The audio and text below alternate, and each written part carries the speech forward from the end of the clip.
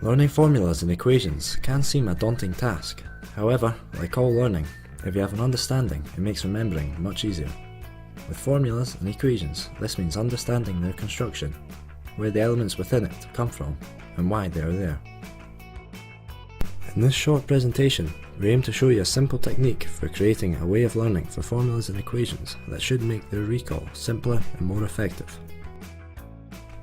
Learning formulas and equations takes a different technique from facts and figures, so your current memorizing techniques may not be as effective. You need to be able to understand what you are trying to achieve and trying to do in a different way, and this involves understanding several things. What is the equation or formula aiming to achieve? Where have the different elements within it come from? How are the different elements put together? And when can the different elements be related to other known things? Things are always easier to learn if they stand out in some way. The brain is a highly visual organ, so you need to construct a picture which tells a story of the formula or equation. Think out of the box, funny or serious. Use association, word association, and lateral thinking to conjure up images. Let's consider as an example, trying to learn and remember how to calculate return on capital employed.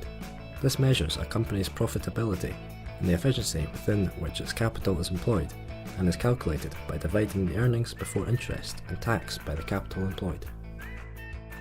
Firstly, we need to create images for the equation. The key words here are return, capital, and employed.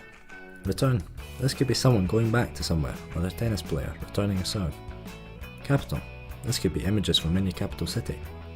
Employed, this could be someone entering an office, or a workman filling a hole in the road. The missing part of the equation is the earnings, which could be represented by money or a payslip. As long as the image means something to you, it will stay in your memory. The final step is to rearrange the images so that the equation works. Return on capital employed is calculated by earnings, money or a payslip, over capital employed, city images and work. By having used more areas of your brain, being creative, humorous, quirky and inventive, you have something highly visual in your memory and a much better chance that you will easily remember it.